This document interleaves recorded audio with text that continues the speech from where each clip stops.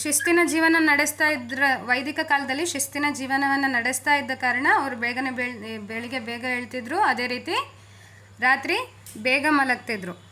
ಆದರೆ ನಾವೇನು ಮಾಡ್ತಿದ್ದೀವಿ ಇವಾಗ, ರಾತ್ರಿ ತುಂಬ ಲೇಟಾಗಿ ಮಲ್ಕೊಳ್ತೀವಿ, ಬೆಳಿಗ್ಗೆ ತುಂಬ ಲೇಟಾಗಿ ಹೇಳ್ತೀವಿ. ಹಾಗಾಗಿ ಏನಾಗತ್ತೆ, ಆರೋಗ್ಯಕರವಾಗಿ ಬದುಕಲಿಕ್ಕೆ ನಮಗೆ ಆಗ್ತಾ ಇಲ್ಲ. ನಮ್ಮ ಹೆಲ್ದಿ ಲೈಫ್ ಅದು ಇಲ್ಲ, ಆ ರೀತಿ ನಮಗೆ ಹೆಲ್ದಿ ಲೈಫಾಗಿ ಬದುಕಲಿಕ್ಕೆ ಆಗ್ತಾ ಇಲ್ಲ. ಹಾಗಾಗಿ ಭಗವದ್ಗೀತೆ 6.17, ಎಲ್ಲರೂ ಭಗವದ್ಗೀತೆ ಬುಕ್ ಎಲ್ಲರ ಹತ್ರ ಇದೆಯಲ್ಲ, ಎಲ್ಲರೂ ಅದರ 6ನೇ ಅಧ್ಯಾಯ ತೆಗಿರಿ. 6ನೇ ಅಧ್ಯಾಯ,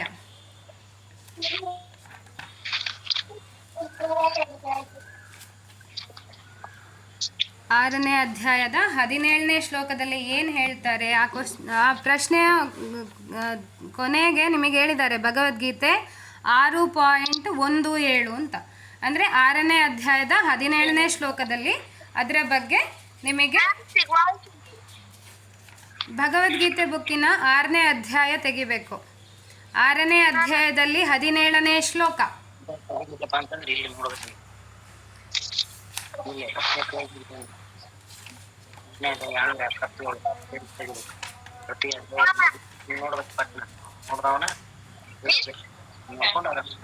ನೀವಲ್ಲಿ ಮಾತಾಡ್ಕೊಳ್ಬೇಡಿ.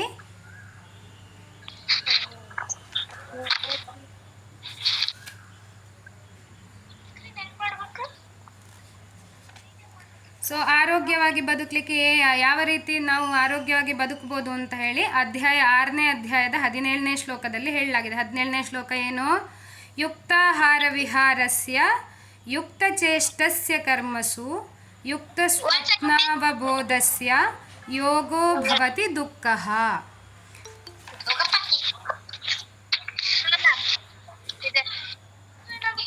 ಹಾಗಾಗಿ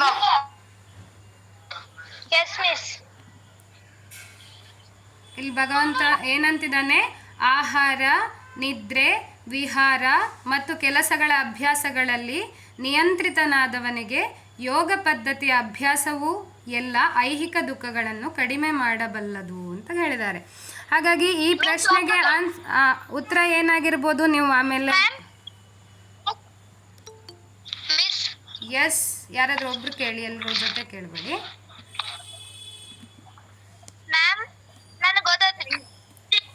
ಆನ್ಸರ್ ಹೇಳ್ಬೇಡಿ, ಆನ್ಸರ್ ನೀವು ಟಿಕ್ ಮಾಡ್ಕೊಳ್ಳಿ. ಆನ್ಸರ್ ಹೇಳಕ್ ಹೋಗ್ಬೇಡಿ, ಆನ್ಸರ್ ಹೇಳಕ್ ಹೋಗ್ಬೇಡಿ.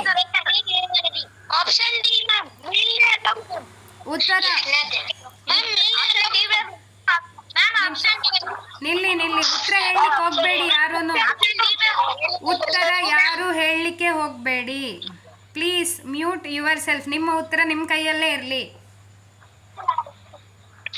ಯಾರಿಗೂ ಹೇಳಲಿಕ್ಕೆ ಹೋಗ್ಬೇಡಿ. ಉತ್ತರ ನಿಮಗೆ ಗೊತ್ತಿದ್ದಾಯ್ತು ಅಷ್ಟೇ. ಎಕ್ಸಾಮ್ ನೀವು ಬರೆಯೋರು, ಎಲ್ರಿಗೂ ಮಾರ್ಕ್ಸ್ ಕೊಡಿಸ್ತೀರಾ? ಹಾಗಾಗಿ 1ನೇ ಪ್ರಶ್ನೆ ಆಯಿತು. 2ನೇದು, 24 ಗಂಟೆಗಳ ಕಾಲದ ದೇಹದ ನೈಸರ್ಗಿಕ ಕಾರ್ಯವಿಧಾನ ಯಾವ ರೀತಿ ಇರುತ್ತೆ ಅಂತ ನಿಮಗೊಂದು ಚಾರ್ಟ್ ಕೊಟ್ಟಿದ್ದಾರೆ, ಹೌದಾ?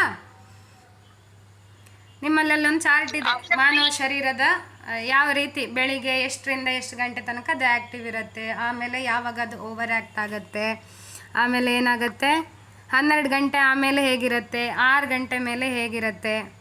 ಹಾಗಾಗಿ 2ನೇ ಪ್ರಶ್ನೆ, ಮೇಲಿನ ಆ ಚಾರ್ಟನ್ನು ನೋಡಿದ ಮೇಲೆ ನೀವು ಎಷ್ಟು ಗಂಟೆಗೆ ಮಲಗಲು ಬಯಸ್ತೀರಿ, ಅದೇ ರೀತಿ ಎಷ್ಟು ಗಂಟೆಗೆ ಏಳಲಿಕ್ಕೆ ಅಂದರೆ ಎಷ್ಟು ಗಂಟೆಗೆ ಬಯಸ್ತೀರಿ ಅನ್ನೋದನ್ನು ಕೂಡ ನೀವು ತಿಳ್ಕೊಂಡಾಯಿತು, ಹೌದಾ ಅಲ್ವಾ? ಸೊ ಯಾರ್ಯಾರು ಬೇಗ ಹೇಳ್ತೀರಿ ಅಥವಾ ಲೇಟಾಗಿ ಹೇಳ್ತೀರಿ?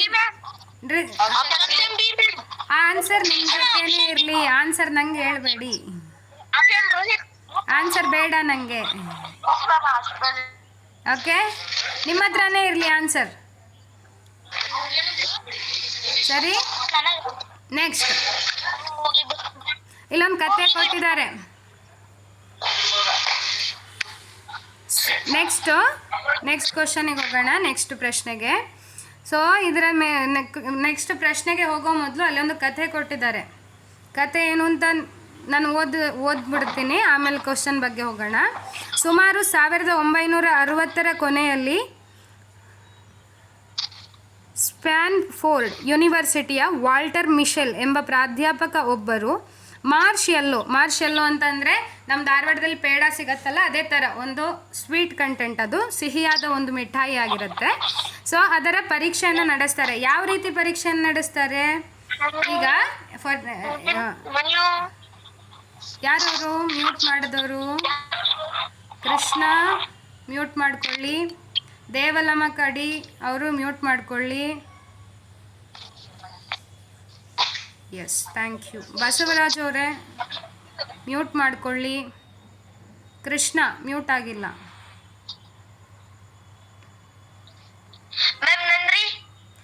ಇಲ್ಲ, ಮ್ಯೂಟ್ ಆಗಿಲ್ಲ, ಮ್ಯೂಟ್ ಮಾಡ್ಕೊಳ್ಳಿ.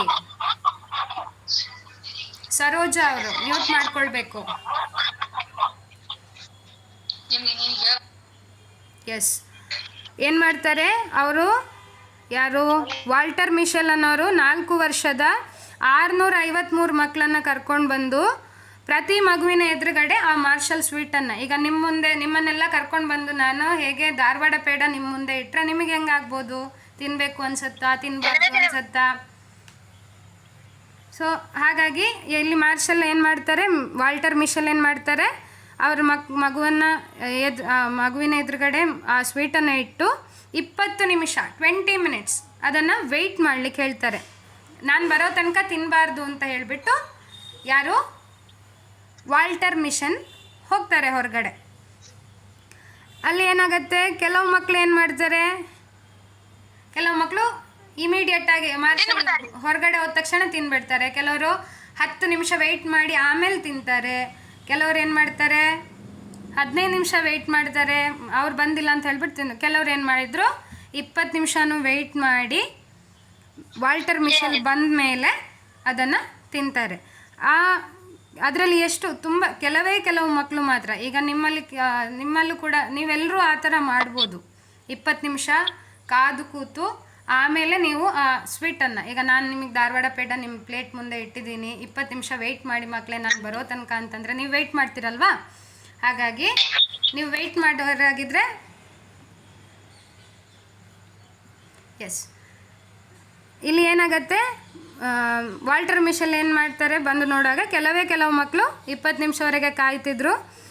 ಆಮೇಲೆ ಏನು ಮಾಡ್ತಾರೆ, ಕೆಲವರು ಆವಾಗಲೇ ಕೊಟ್ಟ ತಕ್ಷಣ ತಿಂದುಬಿಟ್ಟಿದ್ರು.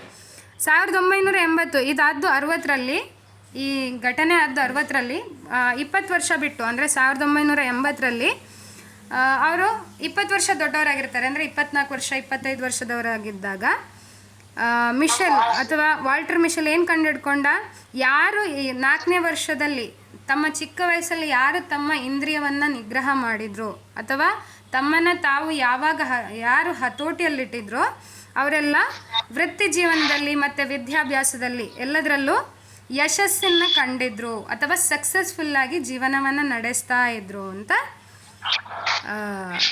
ಇಲ್ಲಿ ಕಥೆಯಲ್ಲಿ ಹೇಳಲಾಗಿದೆ. ಹಾಗಾಗಿ 3ನೇ ಪ್ರಶ್ನೆ ಮೇಲೆ ಏನು ಹೋಗ್ಬೋದು,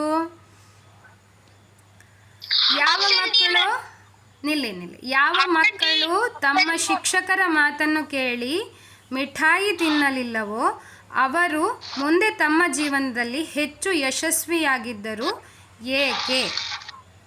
ಆನ್ಸರ್ ನಿಮಗೆ ಗೊತ್ತಲ್ವಾ? ನಾನು ನೆಕ್ಸ್ಟ್ ಪ್ರಶ್ನೆಗೆ ಹೋಗ್ತೇನೆ. ಹಾಗಾಗಿ ಶ್ರದ್ಧೆ, ಸಾವಧಾನ, ಶಿಸ್ತು ಮತ್ತು ಇಂದ್ರಿಯ ನಿಯಂತ್ರಣ.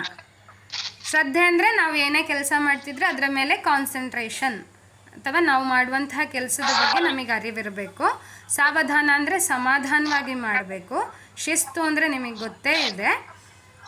ಅದೇ ರೀತಿ ಇಂದ್ರಿಯ ನಿಯಂತ್ರಣ ಅಂದರೆ ಈ ಕಥೆ ಮೂಲಕ ತಿಳ್ಕೊಬೋದು. ತಿನ್ನಬಾರ್ದು ಅಂತಂದರೆ ಅದನ್ನು ನಾವು ಮುಟ್ಟಲ್ಲ, ಬೇಡ. ಅಥವಾ ನಾವು ಮೊಬೈಲನ್ನು ಜಾಸ್ತಿ ಹೊತ್ತು ನೋಡಲ್ಲ ಅಂತ ನೀವೇನಾದರೂ ನಿಯಮ ಮಾಡಿಕೊಂಡ್ರೆ, ಹೌದು ನಾನು ದಿನಕ್ಕೆ ಇಷ್ಟೇ ಗಂಟೆ ಮೊಬೈಲ್ ನೋಡ್ತೀನಿ, ಅದಕ್ಕಿಂತ ಜಾಸ್ತಿ ನೋಡಲ್ಲ.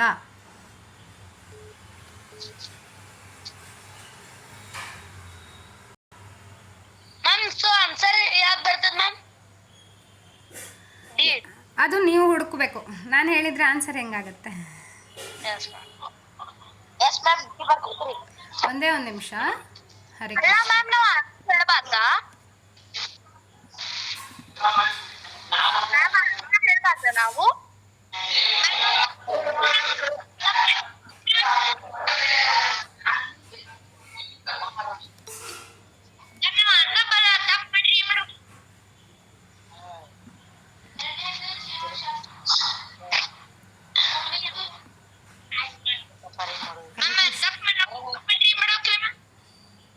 ಹರೇ ಕೃಷ್ಣ. ನೆಕ್ಸ್ಟು ಕೊನೆಗೆ ಕೇಳಿ, ಡೌಟ್ಗಳಿರೋದೆಲ್ಲ ಕೊನೆಗೆ ಕೇಳಿ. 25 ಪ್ರಶ್ನೆ ಮುಗಿಸ್ತೀನಿ, ಆಮೇಲೆ ಕೇಳ್ರಂತೆ, ಸರಿನಾ?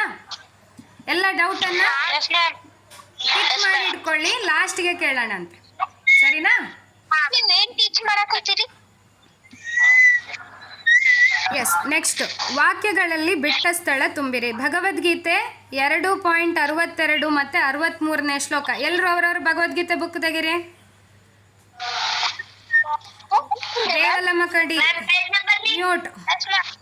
ದೇವಲಮ್ಮ ಕಡಿ V Lakshmi mute. Page number Krishna mute. Ma'am ಎಷ್ಟ್ರಿ? ಮ್ಯಾಮ್ ಪೇಜ್ ನಂಬರ್ ಎಷ್ಟ್ರಿ? ಪೇಜ್ ನಂಬರ್ ನಂಗೆ ಹೇಳಕ್ ಬರಲ್ಲ, ನಂದು ದೊಡ್ಡ ಬುಕ್ ಇತ್ತು. ಭಗವದ್ಗೀತೆ 2ನೇ ಅಧ್ಯಾಯ 62ನೇ ಶ್ಲೋಕ ಮತ್ತೆ 63ನೇ ಶ್ಲೋಕ.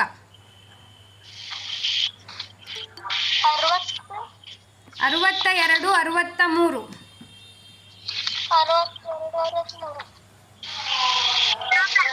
ಮ್ಯಾಮ್ ಆನ್ಸರ್ ಹಾ, ಅದರಲ್ಲೇ ಇದೆ ನೋಡಿ. ಭಗವದ್ಗೀತೆ 2ನೇ ಅಧ್ಯಾಯ. Page number 3, number 140 and 141.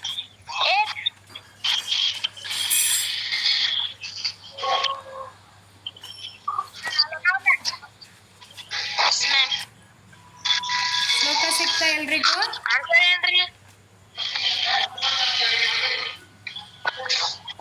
ಎಷ್ಟು ಮ್ಯಾಮ್?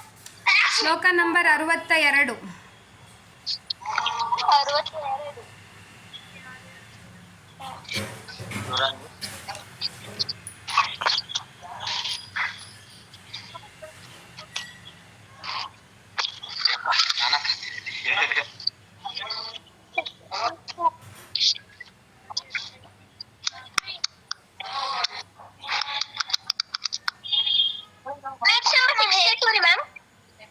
ಏನು?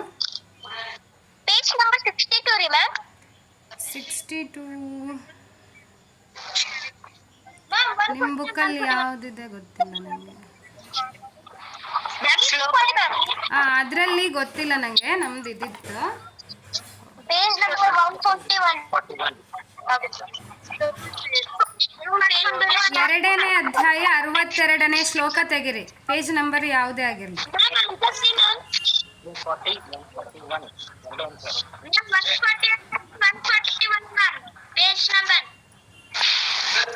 ಎಸ್.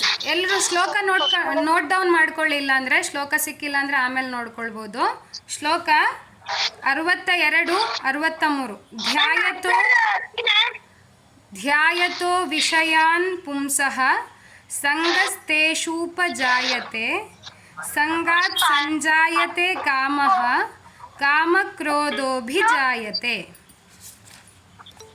ಕ್ರೋಧಾತ್ ಭವತಿ ಸಮ್ಮೋಹಃ ಸಮ್ಮೋಹಾತ್ ಸ್ಮೃತಿವಿಭ್ರಮಃ ಸ್ಮೃತಿಭ್ರಂಶಾತ್ ಬುದ್ಧಿನಾಶೋ ಬುದ್ಧಿನಾಶಾತ್ ಪ್ರಣಶ್ಯತಿ.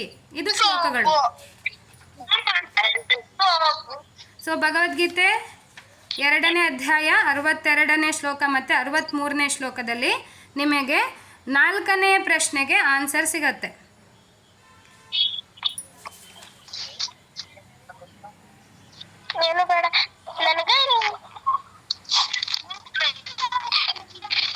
ಎಲ್ಲರೂ ಮ್ಯೂಟ್ ಮಾಡ್ಕೊಳ್ಳಿ, ಇಟ್ಸ್ ರಿಕ್ವೆಸ್ಟ್.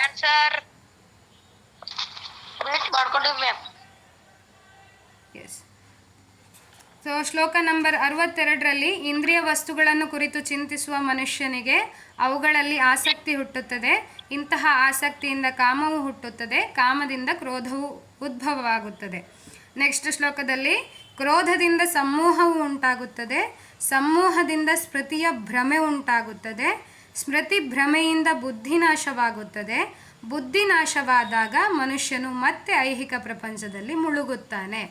ಇದರಲ್ಲಿ ನಿಮಗೆ 4ನೇ ಪ್ರಶ್ನೆಗೆ ಉತ್ತರ ಸಿಗತ್ತೆ. ನೆಕ್ಸ್ಟ್ ಒಂದು ಸ್ಟೋರಿ ಕೊಟ್ಟಿದ್ದಾರೆ 5ನೇ ಕ್ವಶನಿಗೆ ರಿಲೇಟೆಡ್ ಆಗಿ. ಏನು? ಸುಮನಳ 14ನೇ ಹುಟ್ಟುಹಬ್ಬದಂದು ಅನೇಕ ಸಂಬಂಧಿಕರು ಆಕೆಯ ಹುಟ್ಟುಹಬ್ಬವನ್ನು ಆಚರಿಸಲು ಬಂದಿದ್ದರು. ಆಕೆಯ ಅಕ್ಕನ ಬಳಿ ಒಂದು ಸ್ಕೂಟಿ ಇತ್ತು. ಸುಮನ ಸದಾ ತನ್ನ ಅಕ್ಕನ ಸ್ಕೂಟಿಯನ್ನು ಚಲಾಯಿಸುವುದನ್ನು ನೋಡಿ ತನಗೂ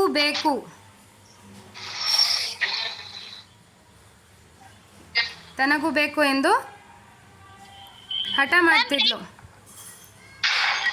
ಆದರೆ ರಸ್ತೆಯಲ್ಲಿ ಅಂದರೆ 70,000 ರೂಪಾಯಿಯ ಸ್ಕೂಟಿಯನ್ನು ತೆಗೆಸಿಕೊಡಿ ಎಂದು ಆಕೆ ತನ್ನ ಪೋಷಕರನ್ನು ಕೇಳಿದ್ಲು. ಆದರೆ ರಸ್ತೆಯಲ್ಲಿ ಭಾರೀ ವಾಹನಗಳ ಸಂಚಾರ ಇರುವ ಕಾರಣ ಹಾಗೂ ಆಕೆಯ ವಯಸ್ಸು ಇನ್ನೂ 18 ಆಗದಿದ್ದ ಕಾರಣ ಅವರು ವಾಹನವನ್ನು ಈಗಲೇ ಕೊಡಿಸುವುದು ಬೇಡ ಎಂದುಕೊಂಡು ಸ್ಕೂಟಿಯ ಬದಲಿಗೆ ಒಂದು ಸೈಕಲನ್ನು ಅವರು ಆಕೆಗೆ ಅವಳ ಹುಟ್ಟುಹಬ್ಬದ ಉಡುಗೊರೆಯಾಗಿ ತೆಗೆಸಿಕೊಟ್ಟರು.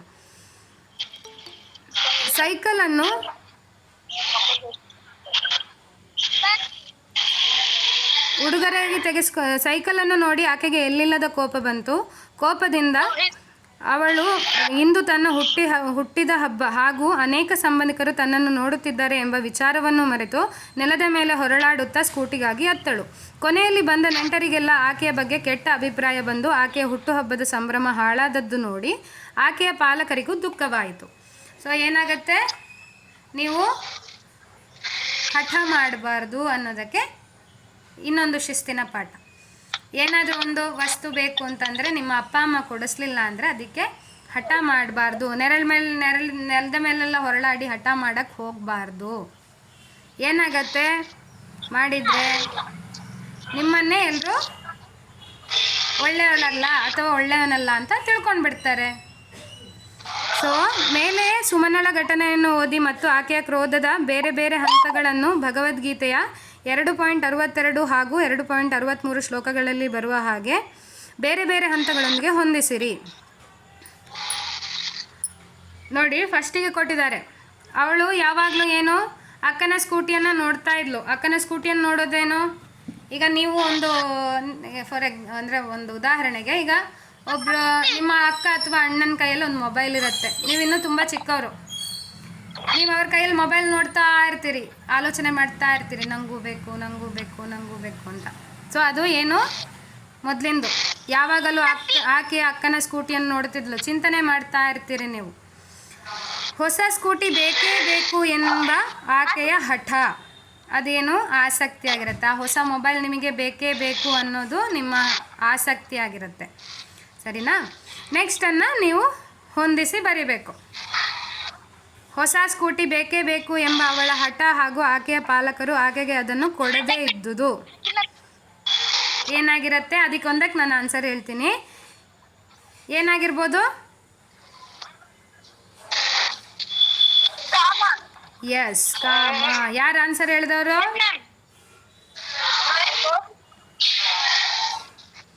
ಎಸ್. ನೆಕ್ಸ್ಟ್ ಕ್ವಶನ್ 3ಕ್ಕೆ ನೀವು ಆನ್ಸರ್ ಏನು ಮಾಡ್ಕೊಳ್ಳಿ. ನೆಕ್ಸ್ಟ್ 6ನೇ ಕ್ವಶನ್, ನರಕದ 3 ದ್ವಾರಗಳು ಯಾವುವು? ಭಗವದ್ಗೀತೆ 16.21 16ನೇ ಅಧ್ಯಾಯದ 21ನೇ ಶ್ಲೋಕದಲ್ಲಿ ಕೊಟ್ಟಿದ್ದಾರೆ. ನರಕಕ್ಕೆ ಇರುವಂತಹ 3 ದ್ವಾರಗಳು ಯಾವುದೆಲ್ಲ ಅಂತ.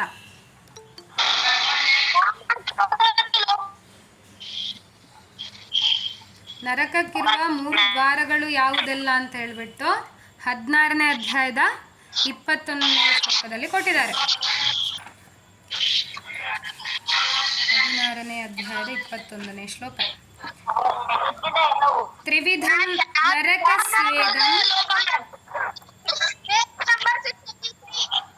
ತ್ರಿವಿಧಂ ನರಕಸ್ಯೇದಂ ದ್ವಾರಂ ನಾಶನಮಾತ್ಮನಃ ಕಾಮಃ ಕ್ರೋಧಸ್ತಥಾ ಲೋಭಸ್ತಸ್ಮಾದೇತತ್ರ ಯಂ ತ್ಯಜೇತ್. ಸೊ ನರಕಕ್ಕೆ ಯಾವುದೆಲ್ಲ 3 ದ್ವಾರಗಳಿದೆ ಅಂತ ಅದರ ಅನುವಾದದಲ್ಲಿ ಕೊಟ್ಟಿದ್ದಾರೆ. 16ನೇ ಅಧ್ಯಾಯ 21ನೇ ಶ್ಲೋಕ. ನೀವು ಆನ್ಸರ್ ಮಾಡ್ತಿರಲ್ಲ. Next 7th question. ಕಾಮ ಅಥವಾ ಅನಪೇಕ್ಷಿತ ಬಯಕೆ ಈಡೇರದಿದ್ದಾಗ ಅದು ಕೋಪವಾಗಿ ಬದಲಾಗುತ್ತದೆ. ಕಾಮವು ಈಡೇರಿದಾಗ ಅದು ಮತ್ತಷ್ಟು ಹೆಚ್ಚಾಗುತ್ತದೆ, ದುರಾಶೆಗೆ ಕಾರಣವಾಗುತ್ತದೆ. ಹಾಗಾದರೆ ನಮ್ಮ ಅನಗತ್ಯ ಆಸೆಗಳನ್ನು ನಾವು ಹೇಗೆ ನಿಯಂತ್ರಿಸಿಕೊಳ್ಳಬಹುದು? ಇದಕ್ಕೆ ಆನ್ಸರು 2.59. 2.59 ಶ್ಲೋಕವನ್ನು ಓದಿ ಆನ್ಸರ್ ಬರೀಬೇಕು. Option D.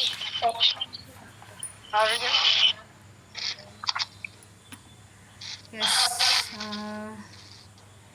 2.59.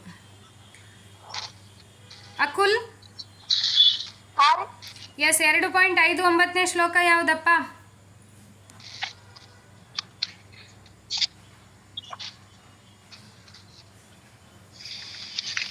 2.59 ಶ್ಲೋಕ.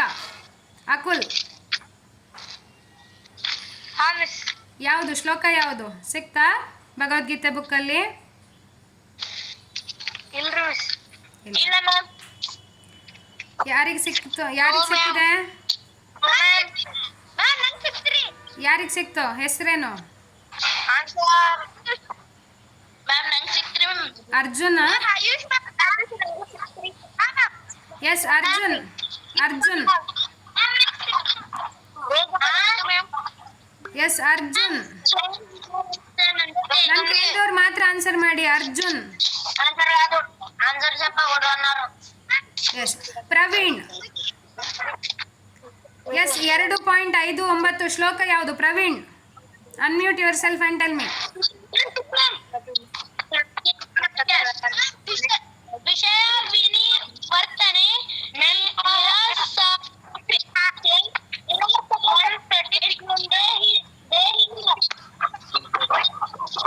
ಎಸ್ ವಿಷಯ ವಿನಿವರ್ತಂತೆ ನಿರಾಹಾರಸ್ಯ ದೇಹಿನಃ ರಸವರ್ಜ್ಯಂ ರಸೋಪ್ಯಸ್ಯ ಪರಂ ದೃಷ್ಟ್ವಾ ನಿವರ್ತತೆ.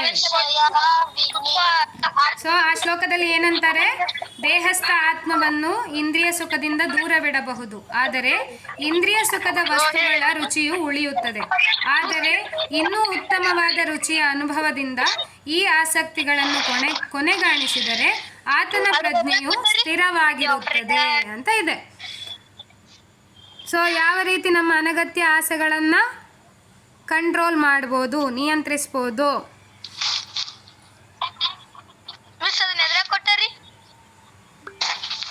ಶ್ಲೋಕ ನಂಬರ್ 259, 2ನೇ ಅಧ್ಯಾಯದ 59ನೇ ಶ್ಲೋಕದಲ್ಲಿ ಕೊಟ್ಟಿದ್ದಾರೆ.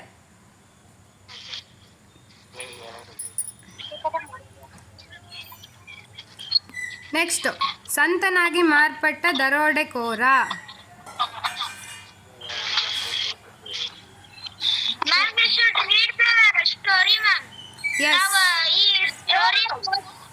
ಫಸ್ಟ್ ಸ್ಟೋರಿ ನೀವು ಓದ್ಕೋಬೇಕು. ನೀವು ಓದ್ಕೋತಿರಲ್ಲ, ನಾನು ನೆಕ್ಸ್ಟ್ ಕ್ವಶನ್ ಹೋಗ್ತೀನಿ.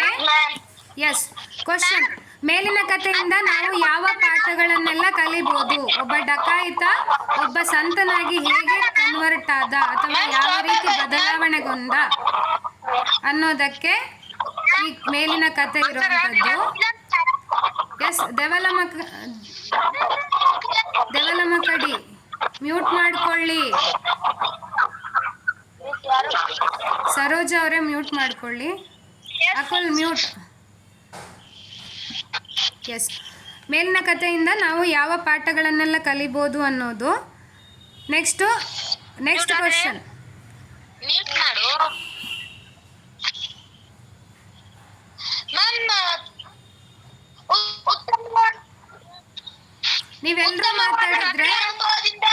ನೀವೆಲ್ಲರೂ ಮಾತಾಡಿದ್ರೆ ಎಲ್ರಿಗೂ ಡಿಸ್ಟರ್ಬ್ ಆಗುತ್ತೆ. ಸೊ ಯಾರು ಅನ್ಮ್ಯೂಟ್ ಮಾಡ್ಕೊಳ್ಬೇಡಿ,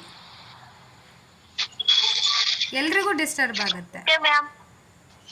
ಮ್ಯೂಟ್ ಮಾಡ್ಕೊಳ್ಳಿ. ನಾನು ಕೇಳಿದವ್ರು ಮಾತ್ರ ಆನ್ಸರ್ ಮಾಡ್ಲಿಕ್ಕೆ ಹೋಗಿ. ನಾನು ಕೇಳ್ತೀನಿ, ಹೆಸರು ಹೇಳಿ ಕರಿತೀನಿ ಎಲ್ಲರನ್ನ.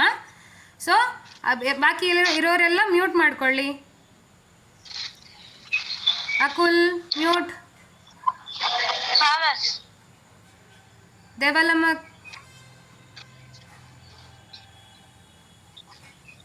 ದೇವಲಂಕಡಿ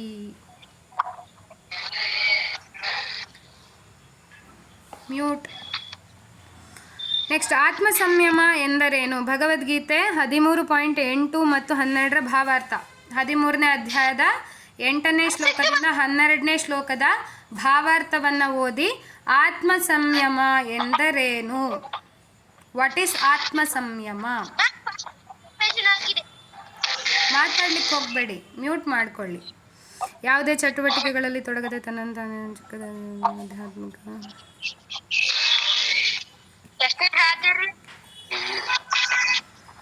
ಆತ್ಮ ಸಂಯಮ.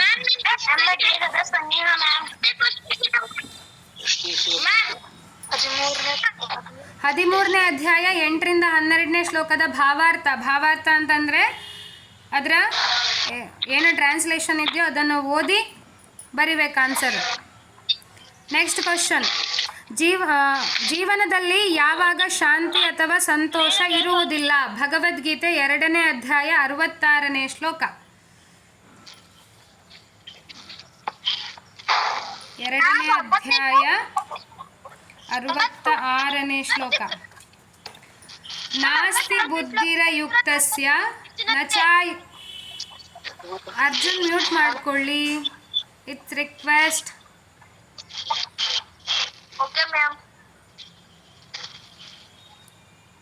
ದೇವಲಮ್ಮ ಕಡಿ ಮ್ಯೂಟ್ ಮಾಡ್ಕೊಳ್ಳಿ, ಮ್ಯೂಟ್ ಮಾಡ್ಕೊಳ್ಳಿ please. V Lakshmi mute, Akul mute, Geeta mute. Yes, ಜೀವನದಲ್ಲಿ ಯಾವಾಗ ಶಾಂತಿ ಅಥವಾ ಸಂತೋಷ ಇರುವುದಿಲ್ಲ? ಭಗವದ್ಗೀತೆ 2.66ನೇ ಶ್ಲೋಕದಲ್ಲಿ ಹೇಳಿದ್ದಾರೆ. ಪರಾತ್ಪರನೊಂದಿಗೆ ಅಂದರೆ ಕೃಷ್ಣ ಪ್ರಜ್ಞೆಯಲ್ಲಿ ನಾವು ಯಾವಾಗ ನೆಲೆಸ್ತಾ ಇಲ್ವೋ ಅಥವಾ ನಾವು ಕೃಷ್ಣನ ಬಗ್ಗೆ ಯಾವಾಗ ಆಲೋಚನೆ ಮಾಡ್ತಿಲ್ವೋ ಆವಾಗ ಶಾಂತಿಗೆ ಸಾಧ್ಯವೇ ಇಲ್ಲ. ಆದ್ದರಿಂದ ಎಲ್ಲ ಎಲ್ಲ ಏನು ನಾವು ಯಜ್ಞ ಯಾಗಾದಿಗಳನ್ನು ಮಾಡ್ತೀವೋ ಅಥವಾ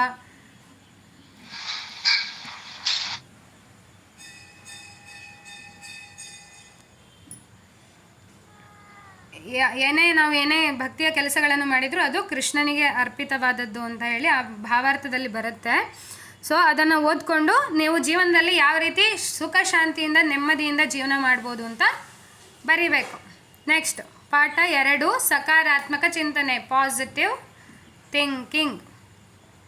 ಸೊ ಯಾವಾಗಲೂ ನಾವು ಹೇಗೆ ಪಾಸಿಟಿವ್ ಆಗಿ ಥಿಂಕ್ ಮಾಡ್ಬೋದು, ಅದೇ ರೀತಿ ಸೋಲುಗಳನ್ನು ಅಥವಾ ನಮಗೆ ಎಕ್ಸಾಮಲ್ಲಿ ಈಗ ಮಾರ್ಕ್ಸ್ ಕಮ್ಮಿ ಬಂತು ಅಥವಾ ನಾವೇನೋ ಒಂದು ಕೆಲಸನ ನಿರ್ಧಾರ ಮಾಡಿದ್ವಿ ಅದು ಆಗಲಿಲ್ಲ, ಅದನ್ನು ಯಾವ ರೀತಿ ನಾವು ತಗೊಳ್ಳುವಂಥದ್ದು ಅಥವಾ ಪಾಸಿಟಿವ್ ಆಗಿ ಅದನ್ನು ಹೇಗೆ ನಾವು ಸ್ವೀಕರಿಸುವಂಥದ್ದು, ಹೇಗೆ ನಾವು ಪರೀಕ್ಷೆ ಬರೆದಿದ್ದೀವಿ ಅದರ ರಿಸಲ್ಟ್ ಬಗ್ಗೆ ಚಿಂತನೆ ಮಾಡದೆ ಹೇಗೆ ಕೂತ್ಕೊಳ್ಬೋದು ಅನ್ನೋದ್ರ ಬಗ್ಗೆ ಸಕಾರಾತ್ಮಕ ಚಿಂತನೆ ಅಂತೀವಿ. ಹಾಗಾಗಿ ಇಲ್ಲಿ ಕೊಟ್ಟಿದ್ದಾರೆ ಸಕಾರಾತ್ಮಕ, ನೆಗೆಟಿವ್ ಯೋಚನೆಗಳು, ಅನಗತ್ಯ ಯೋಚನೆಗಳು, ದೈನಂದಿನ ಯೋಚನೆಗಳು ಮತ್ತು ಸಕಾರಾತ್ಮಕ ಯೋಚನೆಗಳು. ನಕಾರಾತ್ಮಕ ಅಂದರೆ ನೆಗೆಟಿವ್ ಥಿಂಕಿಂಗ್.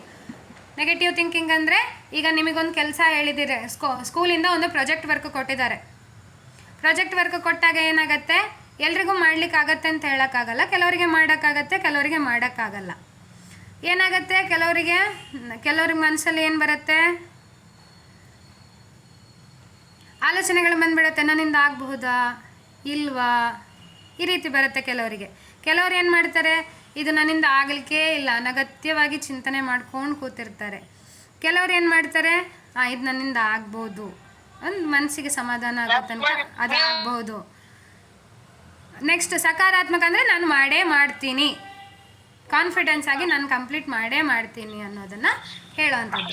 ಇಲ್ಲಿ ಕೆಳಗಡೆ 11ನೇ ಪ್ರಶ್ನೆ ಕೊಟ್ಟಿದ್ದಾರೆ. ಕೆಳಗಿನಲ್ಲಿ ಯಾವುದು ಸಕಾರಾತ್ಮಕ, ಅನಗತ್ಯ, ದೈನಂದಿನ ಹಾಗೂ ನಕಾರಾತ್ಮಕ ಯೋಚನೆಗಳು ಎಂಬುದನ್ನು ಗುರುತಿಸಬೇಕು.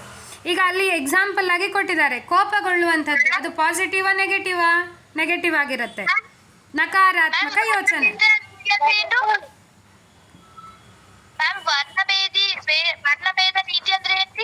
ಏನೇನು? ವರ್ಣಭೇದ ನೀತಿ. ವರ್ಣಭೇದ ಅಂದರೆ ಈ ಕಾಸ್ಟ್ ರಿಲೇಟೆಡ್. ನೀನು ಆ ಜಾತಿ ನಾನು ಈ ಜಾತಿ ಅಂತೀವಲ್ಲ, ನಾನು ಲಿಂಗಾಯತ್ಸು, ನಾನು ಬ್ರಾಹ್ಮಿನ್ಸು, ನೀನು ಮುಸ್ಲಿಮ್ಸು, ನೀನು ಕ್ರಿಶ್ಚಿಯನ್ಸು ಅಂತೀವಲ್ಲ, ಅದು ವರ್ಣಭೇದ. ಅಥವಾ ನೀನು ಕಪ್ಪಿದೀಯಾ, ನಾನು ಬಿಳಿದ್ದೀನಿ, ಈ ಥರ ಇರುತ್ತಲ್ಲ ಅದು ವರ್ಣಭೇದ. ಸೊ ಇಲ್ಲಿ ಎಕ್ಸಾಂಪಲ್ ಏನು ಕೊಟ್ಟಿದ್ದಾರೆ, ಕ್ರೋಧ. ಕ್ರೋಧ ಅಂದರೆ ಕೋಪ, ನೆಗೆಟಿವ್. ಅದು ನೆಗೆಟಿವ್. S, very good. ಕೆಲಸ ಮಾಡುವಂಥದ್ದು, ದೈನಂದಿನವಾಗಿ ಮಾಡ್ತಾ ಇರ್ತೀವಿ ಕೆಲಸ ಮಾಡುವಂಥದ್ದು. ಸೊ ರುಟೀನ್, ದೈನಂದಿನ ಕೆಲಸಗಳು. ಹಿಂದಿನ ಘಟನೆಗಳನ್ನು ನೆನಪು ಮಾಡಿಕೊಂಡು ಕೂತ್ಕೊಳ್ಳುವಂಥದ್ದು ವೇಸ್ಟ್ಫುಲ್. ಎಸ್. ಪ್ರೀತಿ ಮಾಡುವಂಥದ್ದು ಪಾಸಿಟಿವ್. ನೆಕ್ಸ್ಟ್ ಕ್ವಶನ್ಗೆ ನೀವು ಆನ್ಸರ್ ಬರಿತಾ ಹೋಗಬೇಕು, ನಿಮಗೆ ಗೊತ್ತಿರುತ್ತೆ ಇವಾಗ. ಎಸ್. Next question. 7ನೇ ತರಗತಿಯಲ್ಲಿ ಓದುತ್ತಿರುವ ಮಗ ಹಾಗೂ ತಂದೆಯ ನಡುವಿನ ಸಂಭಾಷಣೆಯನ್ನು ಓದಿರಿ ಮತ್ತು ಸಂಬಂಧಿತ ಪ್ರಶ್ನೆಗಳನ್ನು ಉತ್ತರಿಸಿರಿ. ಸೊ ಮೇಲಿನ ಇದರಲ್ಲಿ ಏನು ಮಾಡ್ತಾರೆ, ಅಪ್ಪ ಮಗ ಮಾತಾಡ್ತಿದ್ದಾರೆ. ಮಗನೇ, ನೀನೇಕೆ ತುಂಬ ಬೇಸರದಲ್ಲಿರುವಂತೆ ಕಾಣುತ್ತಿದ್ದೀಯಾ ಅಂತ ತಂದೆ ಕೇಳ್ತಿದ್ದಾರೆ. ಅದಕ್ಕೆ ಮಗ ಏನಂತ ಹೇಳ್ತಾನೆ, ನಾನು ಬಹಳ ಕಷ್ಟಪಟ್ಟು ಪರೀಕ್ಷೆಗೆ ಸಿದ್ಧತೆ ಮಾಡಿದ್ದೆ ಹಾಗೂ ಲೆಕ್ಕಾಚಾರದಲ್ಲಿ ಪುಟ್ಟ ತಪ್ಪುಗಳಿಂದಾಗಿ ನನಗೆ ಗಣಿತದಲ್ಲಿ ಮ್ಯಾಥ್ಸಲ್ಲಿ ಕಮ್ಮಿ ಅಂಕ ಬಂತು. ಆನಂದ್ ಅಮಾತ್ಯನವರ್ ಮ್ಯೂಟ್ ಮಾಡ್ಕೊಳ್ಳಿ. Krishna mute. V Lakshmi mute. Yes. ಅದಕ್ಕೆ ಏನಂತಾರೆ, ಮಾರ್ಕ್ ಕಮ್ಮಿ ಬಂದದಕ್ಕೆ ಅಪ್ಪ ಏನಂತಾರೆ,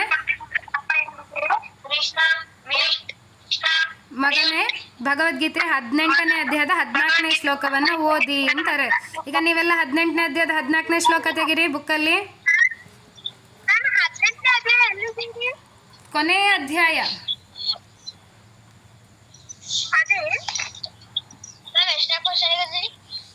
ಕ್ವಶನ್ ನಂಬರ್ 12. 14ನೇ ಶ್ಲೋಕ.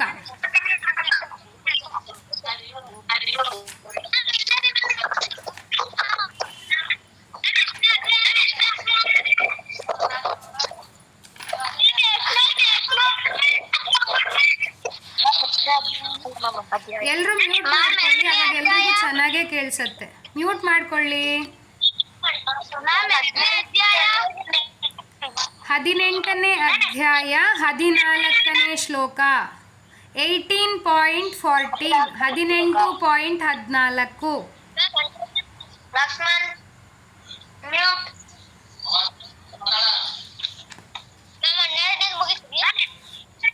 12ನೇದಕ್ಕೆ ನೀವು ಆನ್ಸರ್ ಬರೀತೀರಾ? ನಾನು ನೆಕ್ಸ್ಟ್ ಕ್ವಶನ್ಗೆ ಹೋಗ್ಲಾ? 18ನೇ ಅಧ್ಯಾಯದ 14ನೇ ಶ್ಲೋಕವನ್ನು ಓದಿ ಅದಕ್ಕೆ ಆನ್ಸರ್ ಬರೀಬೇಕು.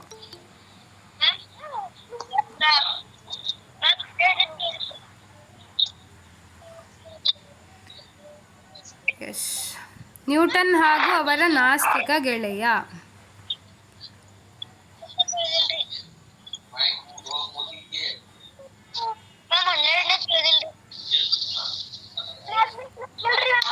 ಹದಿನೆಂಟನೇ ಅಧ್ಯಾಯದ 14ನೇ ಶ್ಲೋಕವನ್ನು ಓದಬೇಕು ನೀವು, ಆವಾಗ ತಿಳಿಯುತ್ತೆ. ಹಾ, ನೆಕ್ಸ್ಟ್ ಕ್ವಶನ್. ನೆಕ್ಸ್ಟ್ 13ನೇ ಕ್ವಶನ್. ನಮ್ಮ ಕಣ್ಣಿಗೆ ದೇವರು ಕಾಣುವುದಿಲ್ಲ, ಯಾಕಾಗಿ ನಾವು ಅವನಲ್ಲಿ ನಂಬಿಕೆ ಇಡಬೇಕು ಎಂದು ಯಾರಾದರೂ ನಿಮ್ಮನ್ನು ಕೇಳಿದರೆ ನೀವು ಏನೆಂದು ಉತ್ತರಿಸುವಿರಿ?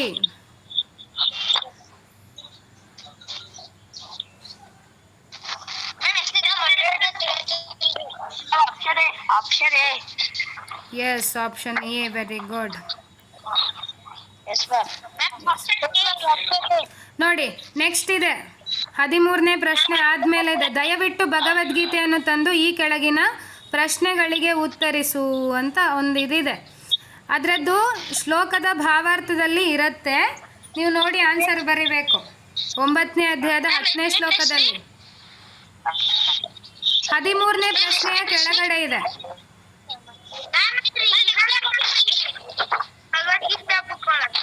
ಭಗವದ್ಗೀತೆಯನ್ನು ಓದಿ ಆನ್ಸರ್ ಬರಿಬೇಕು ಅಂತ ಇದೆ.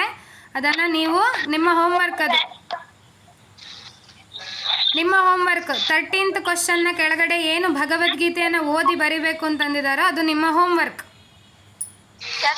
ಎಸ್. 14ನೇ ಪ್ರಶ್ನೆ. ಮೇಲಿನ ಖಾಲಿ ಜಾಗಗಳನ್ನು ಭರ್ತಿ ಮಾಡಲು ಸರಿಯಾದ ಕೆಳಗಿನ 14ನೇ ಪ್ರಶ್ನೆಗಳಿಗೆ ಏನು ಆನ್ಸರ್ ಬೇಕು ಅನ್ನೋದನ್ನು ಅಲ್ಲಿ ಕೊಟ್ಟಿದ್ದಾರೆ. ಅದನ್ನು ಆಪ್ಷನ್ ಯಾವುದನ್ನು ತಗೊಂಡು ನೀವು ಫಿಲ್ ಮಾಡ್ತೀರ ಅನ್ನೋದು ನಿಮ್ಮ ಮೇಲೆ depend. Next homework yes homework AY Ambannavar mute ಮಾಡ್ಕೊಳ್ಳಿ, ಸರೋಜಾ ಮ್ಯೂಟ್ ಮಾಡ್ಕೊಳ್ಳಿ, ಅಕುಲ್ ಮ್ಯೂಟ್ ಮಾಡ್ಕೊಳ್ಳಿ, ದೇವಲಂ ಕಡಿ ಮ್ಯೂಟ್ ಮಾಡ್ಕೊಳ್ಳಿ. ಎಸ್ 15ನೇ ಪ್ರಶ್ನೆ, ಒಂದು ಕೃತಕವಾದ ಹೂವನ್ನು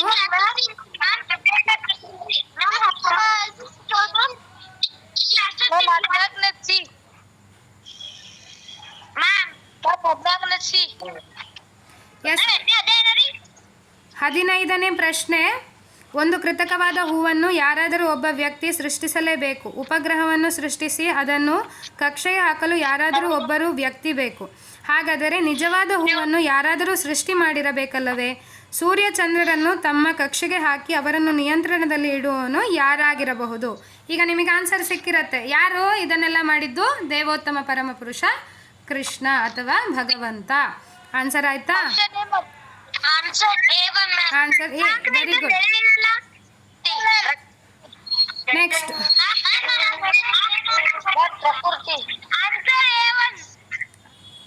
ನೆಕ್ಸ್ಟ್ ಕ್ವಶನ್ 16. ಮೇಲೆ ಒಂದು ಕತೆ ಕೊಟ್ಟಿದ್ದಾರೆ.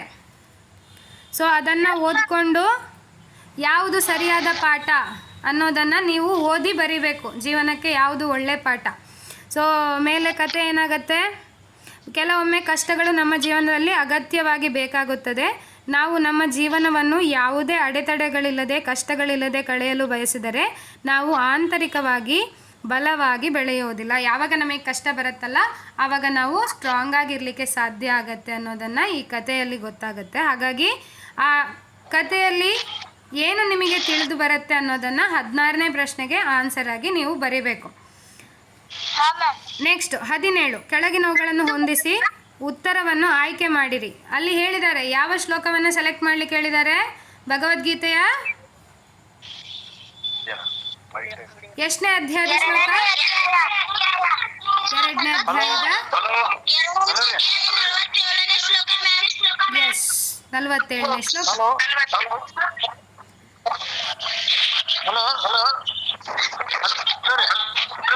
AY ಅಂಬನ್ನವರ್ ಇಕೋ ಕೇಳಿಸ್ತಿದೆ ಸರ್ ನಿಮ್ಮದು. AY ಅಂಬನ್ನವರ್ ಇಕೋ ಕೇಳಿಸ್ತಾ ಇದೆ. ಅಲ್ಲ ಅದ ಇವಂಗ 12ನೇ ತಿಳಿದಿಲ್ಲಂತ್ರಿ.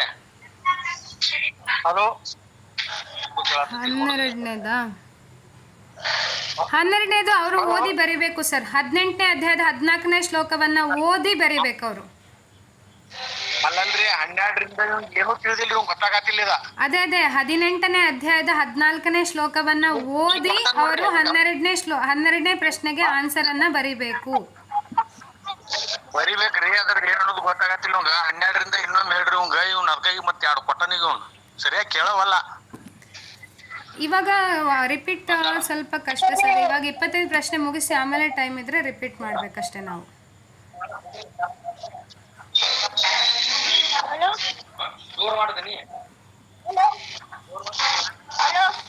ಎಸ್ 17ನೇ ಪ್ರಶ್ನೆ 2.47 ಭಗವದ್ಗೀತೆಯನ್ನ ಶ್ಲೋಕವನ್ನ ಓದಿ ನೀವು ಹೊಂದಿಸಿ ಬರೀಬೇಕು. ಕರ್ಮಣ್ಯೇವಾಧಿಕಾರಸ್ತೆ ಮಾ ಫಲೇಷು ಕದಾಚನ ಮಾ ಕರ್ಮ ಫಲ ಹೇತುರ್ಭು ಮಾತೆ ಸಂಗೋಸ್ತ್ವ ಕರ್ಮಣಿ. ಪ್ರತಿಯೊಂದು ಶಬ್ದ ಸೆಂಟೆನ್ಸ್ ಅಥವಾ ಏನು ವಾಕ್ಯ ಇದೆಯಲ್ಲ ಅದರ ಅರ್ಥ ಏನು ಅನ್ನೋದನ್ನು ಹೊಂದಿಸಿ ಬರೀಬೇಕು ನೀವು. ಕರ್ಮಣ್ಯೇವಾಧಿಕಾರಸ್ತೆ ಅಂದರೆ ಏನು, ಮಾ ಫಲೇಷು ಕದಾಚನ ಅಂದರೆ ಏನು ಅನ್ನೋದನ್ನು ನೀವು ಭಗವದ್ಗೀತೆಯ 2.47 ಶ್ಲೋಕವನ್ನು ಓದಿ ಅದನ್ನು 2.47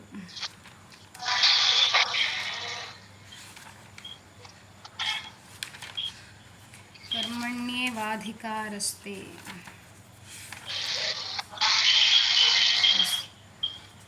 ಕರ್ಮಣ್ಯೇವಾಧಿಕಾರಸ್ತೆ ಅಂತಂದರೆ ಏನು ಅಂತ ನಿಮಗೆ ಗೊತ್ತಿರಬೇಕು.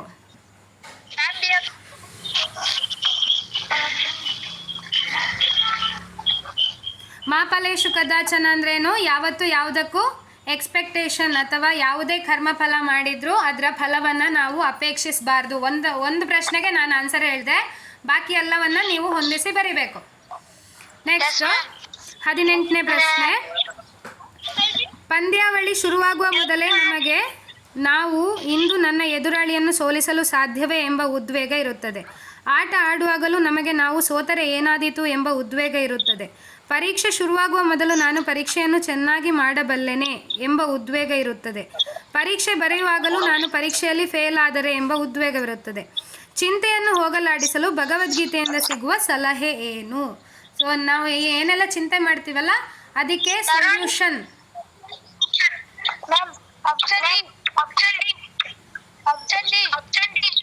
ಶ್ಲೋಕ 2.47ನೇ ಶ್ಲೋಕವನ್ನ ಸಂಪೂರ್ಣವಾಗಿ ಓದಿ ಆನ್ಸರ್ ಬರೀಬೇಕು.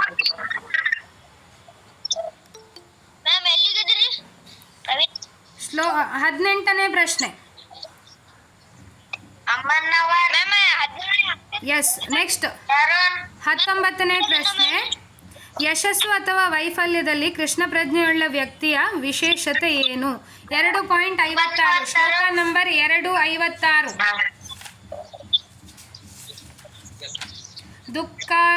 ದುಃಖೇಶ್ವನುದ್ವಿಗ್ನಮನಃ ಸುಖೇಶು ವಿಗತಸ್ಪೃಹಃ ವೀತರಾಗ ಭಯಕ್ರೋಧಃ ಸ್ಥಿತಧೀರ್ ಮುನಿರುಚ್ಯತೆ.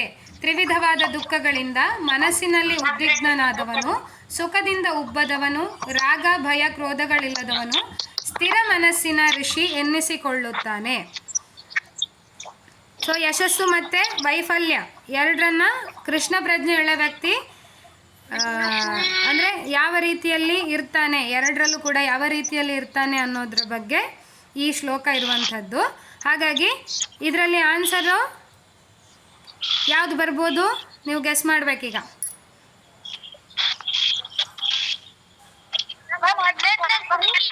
19ನೇ ಪ್ರಶ್ನೆ.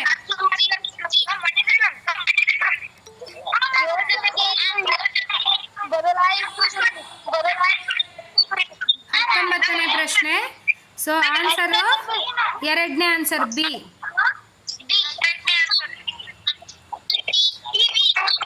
ಎಸ್. ಏನಾಗತ್ತೆ, ನಾವು ಭಗವಂತನ ಮೇಲೆ ನಂಬಿಕೆ ಇಟ್ಟರೆ ಅಸಾಧ್ಯವಾದದ್ದು ಕೂಡ ಸಾಧ್ಯವಾಗುತ್ತೆ. ನಮ್ಮ ಕೈಯಲ್ಲಿ ನಾವೀಗ ಎಕ್ಸಾಮ್ ಬರೆಯೋಕ್ಕೆ ಹೋಗ್ತಿದ್ದೀವಿ. ಫಾರ್ ಎಕ್ಸಾಂಪಲ್, ಒಂದು ಉದಾಹರಣೆಗೆ ಭಗವದ್ಗೀತೆದೇ ಎಕ್ಸಾಮ್ ಬರೆಯೋಕ್ಕೆ ಹೋಗ್ತಿದ್ದೀವಿ. ಎಲ್ಲ ಶ್ಲೋಕಗಳನ್ನು ಬಾಯ್ಪಾಠ ಮಾಡ್ಕೊಂಡು ಹೋಗಿದ್ದೀರಾ?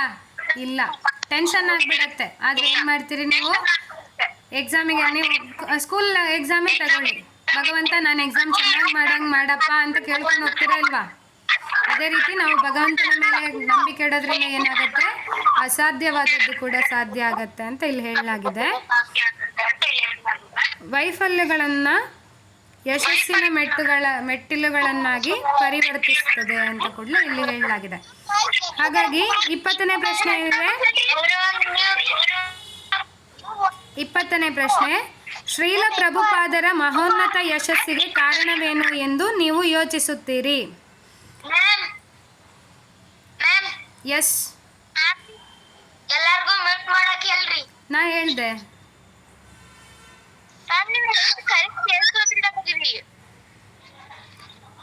ಕೇಳಿಸ್ತಾ ಇದೆಯಾ? ಇಲ್ಲ ಮ್ಯಾಮ್,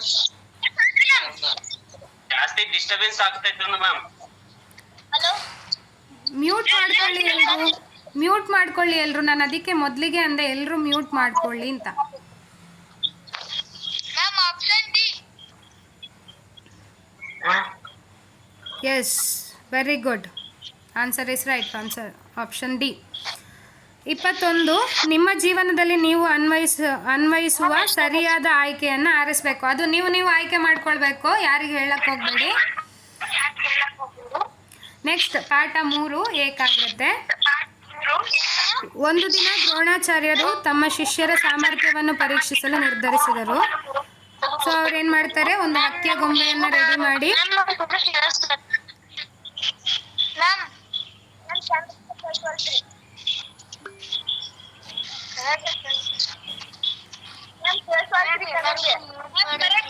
ಹರೇ ಕೃಷ್ಣ, ಹರೇ ಕೃಷ್ಣ. ಅಕುಲ್ ಮ್ಯೂಟ್ ಮಾಡ್ಕೊಳ್ಳಿ, ಸವಿತಾ ಎನ್ ಹುಗ್ಗಮ್ಮ ಮ್ಯೂಟ್ ಮಾಡ್ಕೊಳ್ಳಿ, ವೈ ಅಂಬನ್ನವರ್ ಮ್ಯೂಟ್ ಮಾಡ್ಕೊಳ್ಳಿ, ವಿ ಲಕ್ಷ್ಮಿ ಮ್ಯೂಟ್ ಮಾಡ್ಕೊಳ್ಳಿ, ಅಕುಲ್ ಮ್ಯೂಟ್ ಮಾಡ್ಕೊಳ್ಳಿ.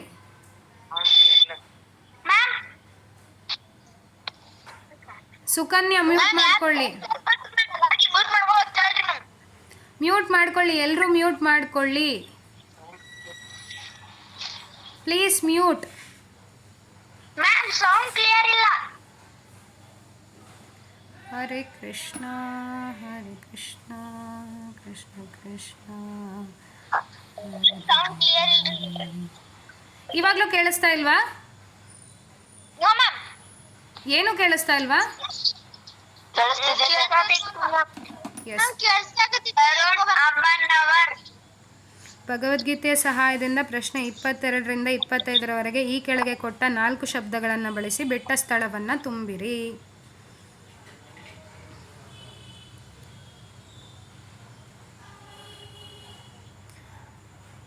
ಸೊ ಇಲ್ಲಿ ದ್ರೋಣಾಚಾರ್ಯರ ಕತೆ ಕೊಟ್ಟಿದ್ದಾರೆ ಪಾಠ 3 ಏಕಾಗ್ರತೆಯಲ್ಲಿ. ಹಕ್ಕಿಯ ಕಣ್ಣಿಗೆ ಗುರಿ ಉಂಟು.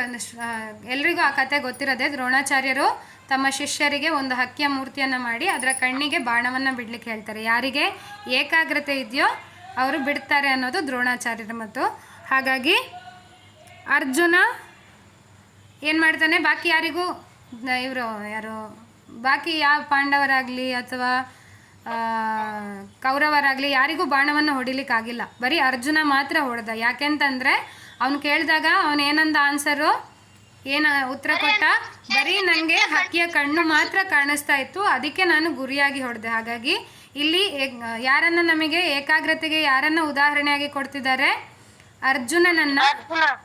ಅರ್ಜುನನನ್ನು ಉದಾಹರಣೆಯಾಗಿ ಕೊಡ್ತಿದ್ದಾರೆ. ಹಾಗಾಗಿ ನೆಕ್ಸ್ಟ್ ಅಲ್ಲಿ ಪ್ರಶ್ನೆಗಳಿದೆ 22, 23, 24, 25. ಈ 4 ಕ್ವಶನ್ನಿಗೆ ಮೇಲೆ ಅಲ್ಲಿ ABCD 4 ಆಪ್ಷನ್ ಇದೆ. ಬಂಧು, ಮನಸ್ಸು, ಶತ್ರು, ಬುದ್ಧಿ. ಇದನ್ನು ನೀವು ಯಾವ ರೀತಿ ಓದಿ ಬರಿಬೇಕು? ಮೊದಲನೇ ಪ್ರಶ್ನೆಗೆ ಭಗವದ್ಗೀತೆಯ 6.6 ಅಂದರೆ 6ನೇ ಅಧ್ಯಾಯದ 6ನೇ ಶ್ಲೋಕವನ್ನು ಓದಿ ಯಾರು ಮನಸ್ಸನ್ನು ಗೆದ್ದಿದ್ದಾನೋ ಅವನಿಗೆ ಮನಸ್ಸು ಡ್ಯಾಶ್ ಆಗುತ್ತದೆ ಅನ್ನೋದನ್ನು ಬರಿಬೇಕು. ಸರಿನಾ? ನೆಕ್ಸ್ಟ್, ತನ್ನ ಮನಸ್ಸನ್ನು ನಿಯಂತ್ರಿಸಲಾರದವನು ಸದಾ ಅತ್ಯಂತ ದೊಡ್ಡ ಡ್ಯಾಶ್ ವಿನೊಡನೆಯೇ ಬಾಳುತ್ತಾನೆ, ಹೀಗೆ ಅವನ ಬದುಕು ಅದರ ಧ್ಯೇಯವು ಹಾಳಾಗುತ್ತದೆ. ಭಗವದ್ಗೀತೆ 6ನೇ ಅಧ್ಯಾಯದ 6ನೇ ಶ್ಲೋಕ. ಈ 2ನೇ ಕ್ವಶನಿಗೂ ಕೂಡ 2 ಪ್ರಶ್ನೆಗೆ ಒಂದೇ ಭಗವದ್ಗೀತೆಯ ಶ್ಲೋಕದಲ್ಲಿ ನಿಮಗೆ ಉತ್ತರ ಸಿಗತ್ತೆ. 6ನೇ ಅಧ್ಯಾಯದ 6ನೇ ಶ್ಲೋಕದ ಅರ್ಥವನ್ನು ನೋಡಿ ಓದಿ ನೀವು ಬರಿಬೇಕು. ನೆಕ್ಸ್ಟ್, ಕ್ರಿಯಾಶಾಲಿಯಾದ ಇಂದ್ರಿಯಗಳು ಜಡ ವಸ್ತುವಿಗಿಂತ ಶ್ರೇಷ್ಠ, ಮನಸ್ಸು ಇಂದ್ರಿಯಗಳಿಗಿಂತ ಶ್ರೇಷ್ಠ, ಡ್ಯಾಶ್ ಯು ಮನಸ್ಸಿಗಿಂತ ಇನ್ನೂ ಬಹುಶ್ರೇಷ್ಠ ಮತ್ತು ಆತ್ಮನು ಬುದ್ಧಿಗಿಂತ ಬಹುಶ್ರೇಷ್ಠನು. ಭಗವದ್ಗೀತೆ 3ನೇ ಅಧ್ಯಾಯದ 42ನೇ ಶ್ಲೋಕದಲ್ಲಿ ಇದೆ ಅದಕ್ಕೆ ಆನ್ಸರು. ನೀವು ಓದಬೇಕು ಭಗವದ್ಗೀತೆ ಶ್ಲೋಕಗಳನ್ನು. ಅಲ್ಲಿ ಬ್ರ್ಯಾಕೆಟಲ್ಲಿ ಕೊಟ್ಟಿದ್ದಾರೆ ಯಾವ ಶ್ಲೋಕವನ್ನು ನೀವು ಓದಿ ಬರಿಬೇಕು ಅನ್ನೋದನ್ನು ಕೊಟ್ಟಿದ್ದಾರೆ. ಅದನ್ನು ನೀವು ಓದಿ ಬರಿಬೇಕು. ಸರಿನಾ? ಎಸ್. ದೇಹವು ಮೌನವಾಗಿ ವಿಶ್ರಾಂತಿಯಲ್ಲಿದ್ದರೂ ಡ್ಯಾಶ್ ಕೆಲಸ ಮಾಡುತ್ತದೆ, ಕನಸು ಕಾಣುವಾಗ ಹೀಗಾಗುತ್ತದೆ. ಭಗವದ್ಗೀತೆ 3.42ರ ಭಾವಾರ್ಥದಲ್ಲಿ ನಿಮಗೆ ಅದರ ಆನ್ಸರ್ ಸಿಗತ್ತೆ.